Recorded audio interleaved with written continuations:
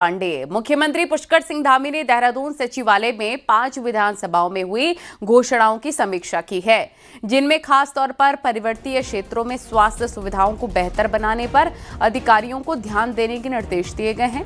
CM ने कहा कि जिन योजनाओं का समाधान जल्द हो सकता है, उनमें बेवजह देरी न हो। इसके साथ ही आपसी समन्वय से विभाग जन समस्याओं का समाधान करे और मुख्यमंत्री ने अधिकारियों को निर्देश दिए हैं कि विधायकों द्वारा उठाई गई समस्याओं का संबंधित विभागीय सचिव प्राथमिकता के आधार पर समाधान करें। वन विभाग के स्तर पर लंबित मामलों की अलग से समीक्षा करें। वहीं मॉनसून से पहले चुनौतियों को ध्यान में रखते हुए व्यापक समीक्षा बैठक आयोजित की जाए। चारधाम यात्रा के मद्देनजर भी रसोई गैस की किल्लत को ध्यान में रखते हुए काम करने के निर्देश दिए गए हैं।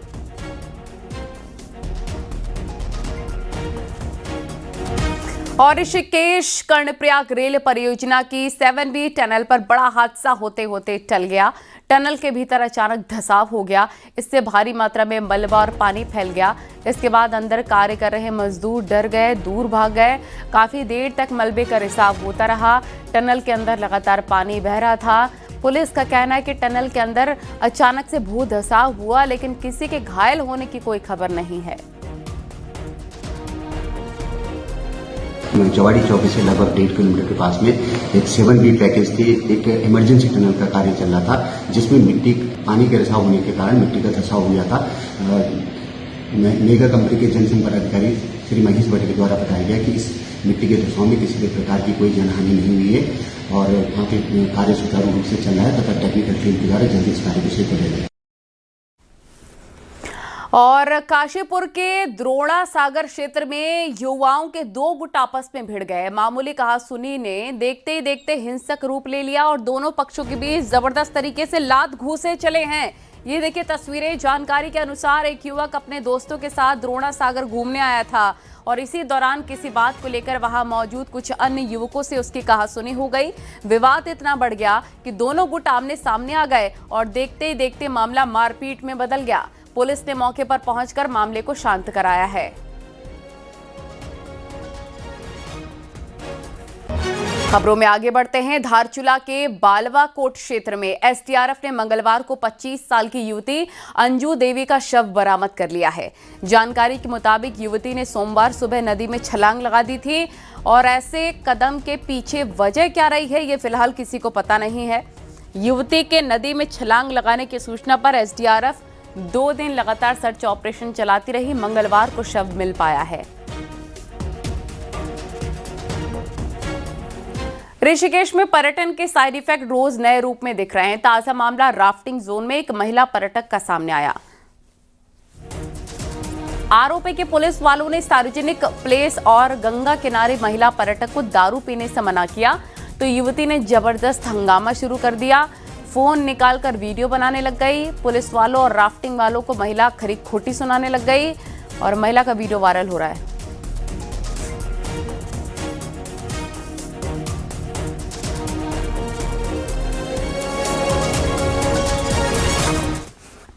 चारधाम यात्रा से पहले हरिद्वार में प्रशासन ने अवैध अतिक्रमण के खिलाफ अभियान शुरू किया है। मंगलवार को हर की पैड़ी और सीसीआर के पास से अस्थायी अतिक्रमण हटाया गया। सिटी मजिस्ट्रेट की अगुवाई में पहुंची प्रशासन की टीम ने यहां से तमाम दुकानें, रेड़े और छप्परों को हटाया। इस दौरान कुछ दुकानदारों की अतिक्रमण हटा रही टीम के साथ कहासुनी भी हो गई। हालांकि प्रशासन ने सख्ती दिखाते हुए अतिक्रमण के खिलाफ कार्रवाई जारी रखी। सिटी मजिस्ट्रेट का कहना है कि चारधाम यात्रा के दौरान ट्रैफिक का दबाव बढ़ता है। ऐसे में अतिक्रमण से लोगों को बड़ी परेशानी होती है। लिहाजा लगातार अभियान चलाकर अतिक्रमण को हटाया जाएगा। चारधाम यात्रा को देखते हुए हम लोगों के द्वारा इसमें आज अतिक्रमण के विरुद्ध कार्रवाई की जा रही है। जिन लोगों ने ये सड़क को घेर रखा है ठेली के रूप में या रेडी के रूप में, या किसी भी प्रकार से जिस तरह अतिक्रमण किया हुआ है, समस्त अतिक्रमणों को हटाया जा रहा है। जिसका पूरा सीसीआर के आसपास का क्षेत्र और हर की पैड़ी के आसपास के क्षेत्र में अतिक्रमण के विरुद्ध अभियान चलाया जाएगा। और अब विकासनगर से खबर, जहां पर मंडी चौक के पास आज सुबह एक हार्डवेयर की दुकान में भीषण आग लगने से इलाके में हड़कंप मच गया। देखते ही देखते आग ने विकराल रूप ले लिया। दुकान में रखा लाखों का सामान जलकर खाक हो गया। लोगों की सूचना पर पहुंची फायर ब्रिगेड की गाड़ियों ने कड़ी मशक्कत के बाद आग पर काबू पाया। फिलहाल आग लगने के कारणों की जांच की जा रही है।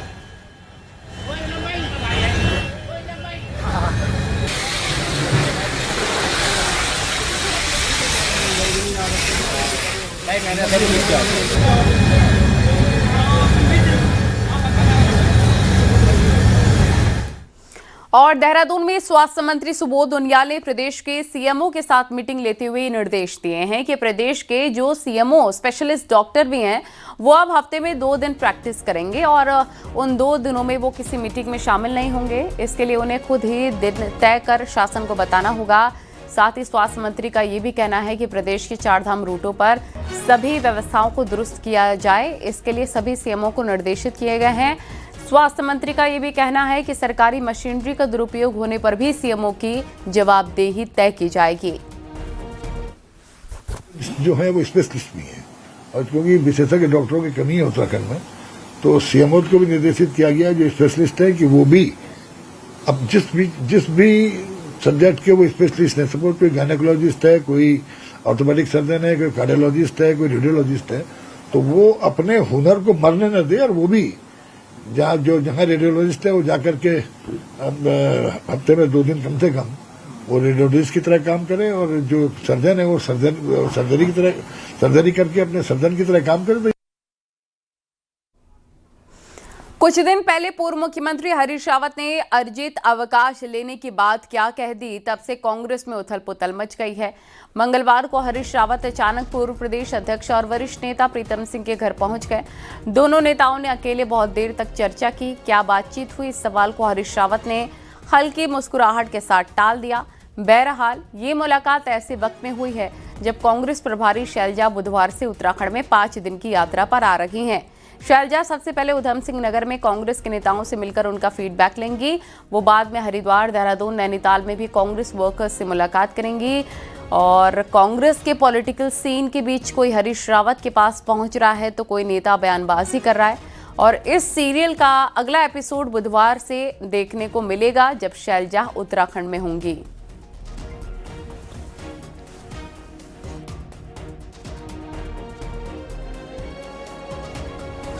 और पंतनगर में गोविंद वल्लभ पंत कृषि विश्वविद्यालय में 37वें दीक्षांत समारोह का आयोजन किया गया है। इस कार्यक्रम में राज्यपाल गुरमीत सिंह, कृषि मंत्री गणेश जोशी और सांसद अजय भट्ट शामिल हुए।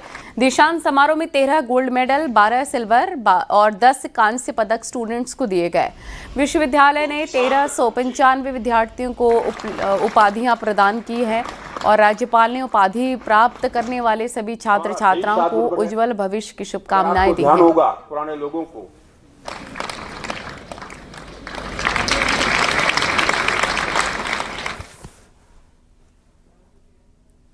1395 को डिग्री हासिल की और 35 को गोल्ड मेडल और बाकी मेडल के साथ में नवाजा गया। लेकिन सबसे अत्यंत खुशी हुई कि आज जो शुरुआत के अंदर में एक स्टूडेंट मार्ट लगाया था, ये बहुत ही सुंदर पहल और इनिशिएटिव है। स्टूडेंट्स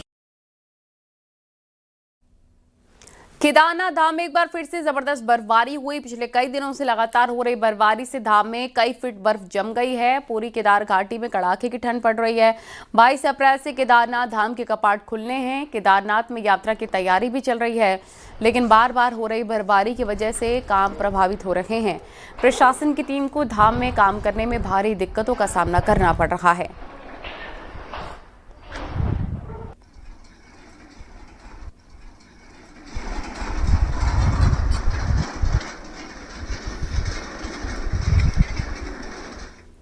बद्रीनाथ धाम के कपाट खुलने से पहले टिहरी के नरेंद्र नगर राजमहल में सदियों पुरानी परंपरा निभाई गई। भगवान बद्री विशाल के अभिषेक के लिए तिलों का पवित्र तेल विधि विधान के साथ तैयार किया गया। इस परंपरा के साथ टिहरी राज परिवार का पीढ़ियों से कनेक्शन है। दिखाते हैं आपको रिपोर्ट।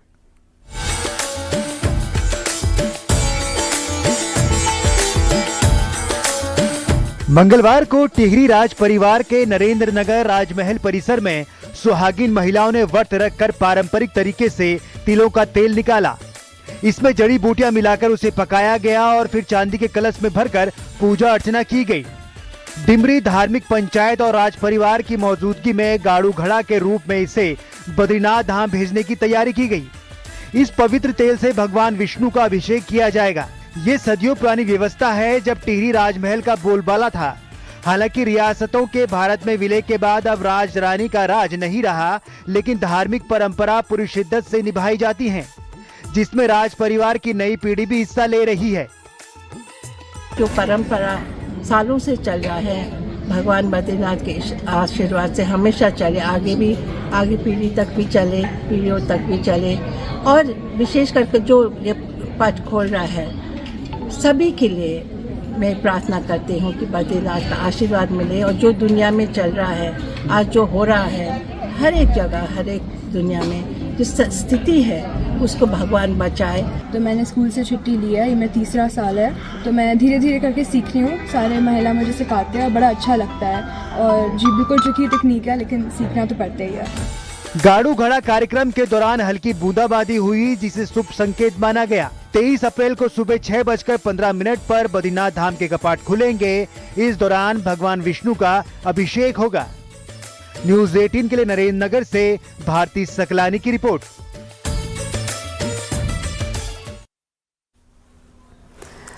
भारतीय पेट्रोलियम संस्थान देहरादून ने पाइप्ड नेचुरल गैस के लिए एक ऐसा चूल्हा तैयार किया है, जिसका इस्तेमाल करने पर गैस की खपत 30 से 40% तक कम हो जाएगी। खास बात यह है कि मौजूदा कंडीशन को देखते हुए सरकार भी इसे प्रमोट कर रही है। इसी से जुड़ी आपको रिपोर्ट दिखाते हैं।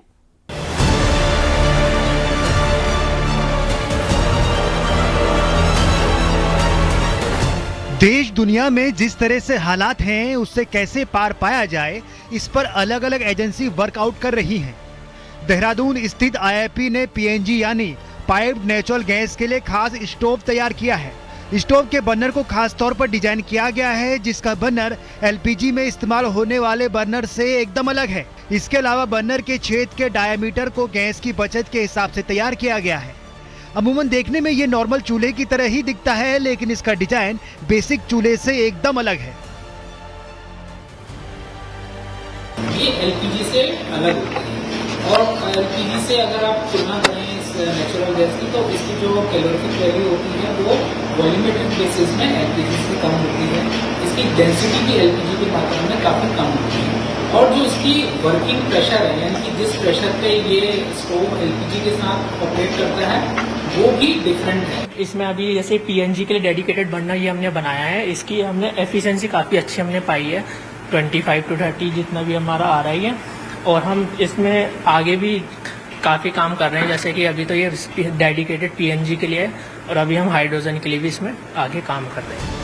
वहीं खाद्य विभाग के अधिकारी बताते हैं कि सरकार के सख्त आदेश हैं कि पूरा फोकस पीएनजी पर किया जाए।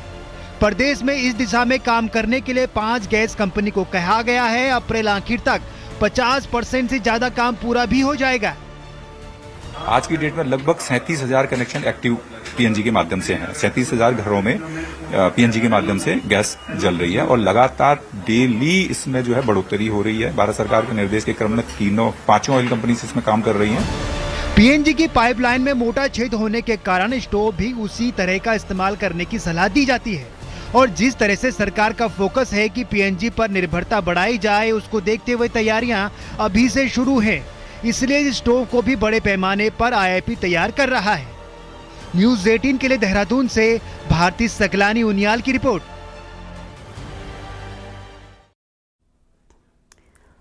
खबरें आगे भी जारी रहेंगी। फिलहाल आपको दिखाते हैं पहाड़ टॉप 10 न्यूज। हरिद्वार में पुलिस ने ऑपरेशन कालनेमी में 30 ढोंगियों को अरेस्ट किया है। हर की पैड़ी और उसके आसपास लोगों की आस्था का ये फायदा उठाते थे और ठगी करते थे। टिहरी में पुलिस ने मुनिकीरेती इलाके में चेकिंग के दौरान एक पिकअप से अंग्रेजी शराब की 60 पेटियां बरामद की हैं। रुद्रपुर में प्राइवेट स्कूलों में एनसीईआरटी के अलावा लगने वाले किताबों पर रोक लगाने की मांग को लेकर लोगों ने प्रदर्शन किया और डीएम के जरिए सीएम को ज्ञापन भेजा। टिहरी में 27 मांगों को लेकर डिप्लोमा इंजीनियर्स महासंघ का धरना जारी है। आंदोलन स्थल पर प्रदर्शनकारियों ने हवन किया। प्रदर्शनकारियों का कहना है कि प्रशासन सोया हुआ है। भीमताल में लगातार जंगली जानवरों के हमले पर यूकेडी ने प्रदर्शन किया। डीएम को ज्ञापन भी सौंपा। रुड़की में किसानों ने बिजली और राजस्व से जुड़ी समस्याओं को लेकर सरकार के खिलाफ प्रदर्शन किया। उत्तरकाशी जिले के प्रभारी मंत्री सौरभ बहुगुणा ने जोशियाड़ा में नवनिर्मित ITI भवन का लोकार्पण किया है। अल्मोड़ा से लगे बल्टा गांव का डीएम ने निरीक्षण किया और गांव में संचालित विकास योजनाओं की समीक्षा की।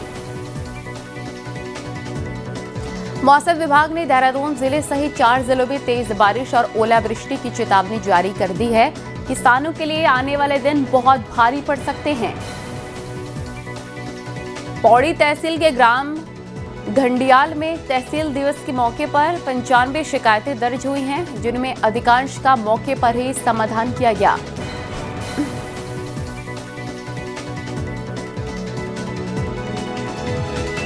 गुरुवार को खटीमा में प्रस्तावित सैनिक सम्मान समारोह में सैन्य अधिकारी और पूर्व सैनिक जुटेंगे। मंगलवार को सैनिक कल्याण मंत्री गणेश जोशी ने खटीमा पहुंचकर तैयारियों का जायजा लिया। सैनिक सम्मान समारोह सूबेदार स्वर्गीय शेर सिंह धामी की 6ठी पुण्यतिथि के अवसर पर आयोजित किया जा रहा है। स्वर्गीय शेर सिंह धामी मुख्यमंत्री पुष्कर सिंह धामी के पिताजी हैं। कार्यक्रम के दौरान धामी अपने पिताजी की याद में CSD कैंटीन का लोकार्पण करेंगे और सैनिक कल्याण मंत्री जोशी के मुताबिक कैंटीन से बड़ी संख्या में सैनिक और पूर्व सैनिकों को काफी फायदा होगा।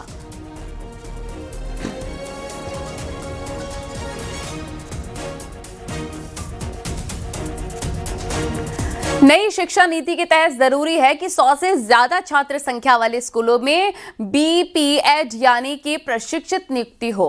प्रदेश में 8000 के करीब ऐसे बेरोजगार हैं जिन्होंने BPEd कोर्स किया है और उन्हें उम्मीद है कि उनका नंबर जरूर लग सकता है। लेकिन दिक्कत यह है कि स्कूल मर्ज और बंद होने के चलते पहले से ही PTI टीचर के तौर पर लगे टीचर ही एडजस्ट करने मुश्किल हो रहे हैं। देखिए रिपोर्ट।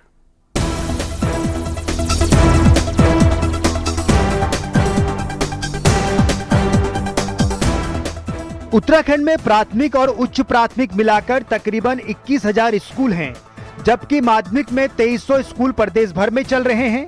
अब जब नया सेशन शुरू हो गया है तो प्रदेश के 8000 के करीब BPEd प्रशिक्षित चाहते हैं कि सरकार इस साल तो उनको एडजस्ट करे।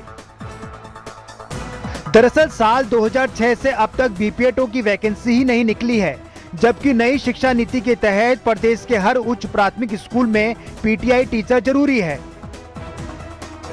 तो बेरोजगारों को भी उम्मीद है कि उनका नंबर नई शिक्षा नीति के तहत नियमों में आ ही जाएगा। हम जैसे युवा बेरोजगारों का दुर्भाग्य है कि हम अपने ही प्रदेश में डिग्री लेकर बेरोजगार बैठे हुए हैं। 8000 से ज्यादा ओवरेज हो गए और करीब 6 या 8000 के करीब बेरोजगार हो चुके हैं। और जितने भी लड़के हम यहाँ पर आए हैं, इनमें से अब सीधे दहलीज पर कुछ 2 महीनों का अंतर है, ओवरेज होने वाले हैं। शिक्षा विभाग के अंग रह चुके जानकार बताते हैं कि दिक्कत टीचर रखने में नहीं, बल्कि स्कूलों में स्टूडेंट्स की कम होती संख्या है। प्राथमिक में ही 835 स्कूल बंद हो चुके हैं। कई स्कूल ऐसे हैं जहां छात्र संख्या 100 से भी कम है। विभाग में पहले ही 1000 के करीब टीचर ऐसे हैं जिनके एडजस्टमेंट की फाइल शासन में घूम रही है। तो अगर 100 से अधिक छात्र संख्या वाले विद्यालय हैं और उनमें अगर शिक्षक की आवश्यकता है तो अनुदेशक लगाए जा सकते हैं और लगाने भी चाहिए। पर मैं ये भी कह रहा हूं कि बहुत सारे स्कूल बंद होने से कई सारे पद तो सरप्लस हो गए। अब गवर्नमेंट के सामने तो वित्तीय समस्या होती। अब जनमानस तो कुछ और सोचता है, बेरोजगार कुछ और मांग करते हैं, लेकिन हमारे प्रदेश का जो वित्त विभाग है वो तो ये सोचता है कि हमारे संसाधन कितने हैं। पड़ोसी देश नेपाल ने बड़ा फैसला लेते हुए प्राइवेट स्कूलों में ताला लगवाते हुए सरकारी स्कूलों को प्राथमिकता में रखा है। हालांकि भारत में ये संभव नहीं क्योंकि एक बड़ा वर्ग एजुकेशन सिस्टम से जुड़ा है। लेकिन जिस तरह सरकारी स्कूलों की कंडीशन है तो जरूरी है कि हिमालय राज्यों के लिए कोई सख्त फैसला लिया जाए। न्यूज़ 18 के लिए देहरादून से भारती सकलानी उनियाल की रिपोर्ट।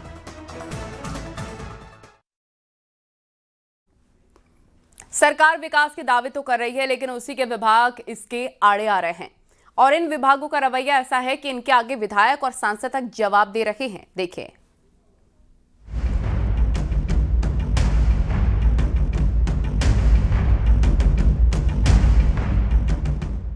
तो ये सारी समस्याएं खत्म हो जाएंगी एक बार एलिफेंट गेट रोड में अगर आप लोग का जो है चुनाव हो जाएगा तो, है ना, उस पर कोई कार्रवाई नहीं हो रही है। बस केवल एक काम है फॉरेस्ट का कि रोक लगाओ, किसी का रास्ता मत करने दो, किसी की पानी की लाइन मत जाने दो, किसी की बिजली की लाइन मत जाने दो, केवल और केवल इतना काम रह गया बस। ये गुस्सा और दर्द बीजेपी के लालकुआं से विधायक मोहन सिंह बिष्ट का है, जो वन विभाग की वजह से अपनी विधानसभा में बाढ़ सुरक्षा के काम न होने से बेहद परेशान हैं।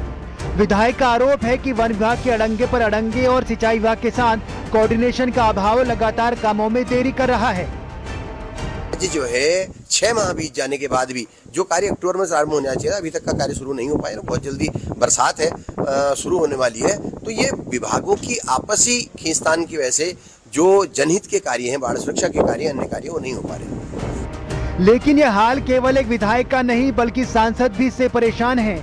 नैनीताल और उधम सिंह नगर से सांसद अजय भट्ट भी मानते हैं कि सिंचाई, वन विभाग और सरकार को निर्माण एजेंसियों में कोऑर्डिनेशन का अभाव है और उनकी लोकसभा के अंदर आने वाले ज्यादातर विधानसभा क्षेत्रों में ऐसा अक्सर दिखाई देता है, जिसका खामियाजा आम आदमी भुगत रहा है। हालांकि फॉरेस्ट के अधिकारी इसे जल्द सॉल्व करने की बात कर रहे हैं। वन भूमि के जो नियम है बहुत कठिन है, लेकिन अगर हम जनोपयोगी नहीं बनाएंगे, किसके लिए है कानून? सिर्फ जानवरों के लिए नहीं है, जो जनता है उसके लिए भी है। अगर ठीक तरीके से हम उसको नहीं करेंगे, इतनी छोटी छोटी बातों में महीनों तक लंबित पड़े रहेंगे हमारे प्रस्ताव, उसमें स्वीकृतियां नहीं मिलेंगी तो आक्रोश होना स्वाभाविक है। बाढ़ सुरक्षा का कार्य जो है उसका हमने शासन में भेजा हुआ है। वहाँ पे पहले एक कार्यदायी संस्था थी, फिर अभी दूसरी कार्यदायी संस्था है, वो टेक्निकल प्रपोजल अपना बना रही है।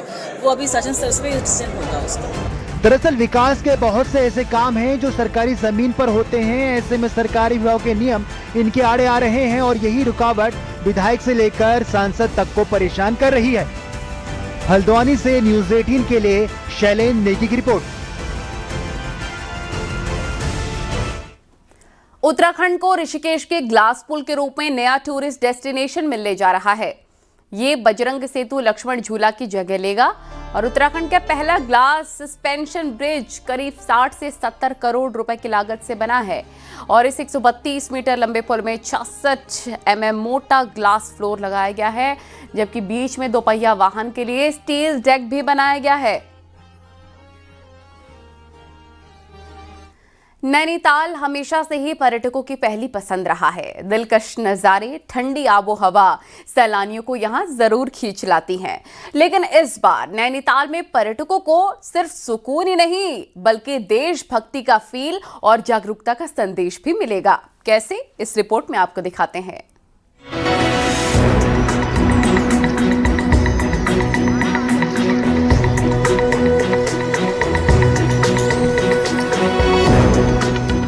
पहाड़ों में पर्यटन सीजन की शुरुआत होने वाली है।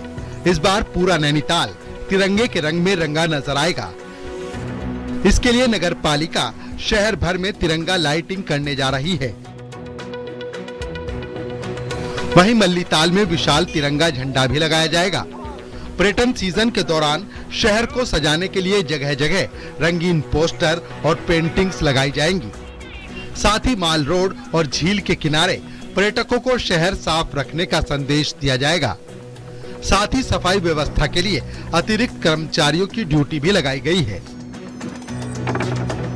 शहर में आके आप लोग कूड़ा ना बिखेरें, इधर उधर खा पी के इधर उधर ना फेंकें, और ताकि उनको भी अच्छा लगे घूमने में यहाँ पे और हमें भी अच्छा लगे कि हमारे शहर में इस तरीके के लोग, इतने अच्छे टूरिस्ट आते हैं और हमारे अतिथि हमारे शहर में आके किस तरीके से हमको संदेश दे जाते हैं हमें कि हमें क्या करना चाहिए। पर्यटन सीजन के दौरान मई और जून में इस बार रिकॉर्ड पर्यटकों के पहुंचने की उम्मीद है, जिसको देखते हुए प्रशासन ने भी अपनी तैयारियां तेज कर दी हैं। शहर में बढ़ती भीड़ के मद्देनजर रूसी बाईपास, नारायण नगर समेत दूसरे इलाकों में पार्किंग की व्यवस्था की जा रही है। इसके अलावा कालाढूंगी और रानी बाग को वैकल्पिक पार्किंग स्थल के तौर पर तैयार किया गया है। साथ ही पर्यटकों को बेहतर सुविधा को लेकर पर्यटन विभाग, होटल, रेस्टोरेंट, नाव और टैक्सी संचालकों के साथ मीटिंग की जा रही है। जिला प्रशासन और पुलिस के साथ एक समन्वय बैठक होगी। इसमें जो आने वाली चुनौतियां हैं, पार्किंग्स हैं, अल्टरनेट मार्ग हैं, इन सब पर विचार विमर्श करेंगे और सीजन से पहले जो मुकम्मल तैयारियां हैं वो कर लेंगे। बहरहाल इस बार नैनीताल को पर्यटन सीजन के लिए खास अंदाज में तैयार किया जा रहा है। पार्किंग से लेकर सफाई और सुविधाओं तक हर मोर्चे पर फोकस है। हालांकि प्रशासन की असली परीक्षा मई और जून में होगी, जब पर्यटन सीजन अपने पूरे शबाब पर होगा। न्यूज़ 18 के लिए नैनीताल से वीरेंद्र बिष्ट की रिपोर्ट।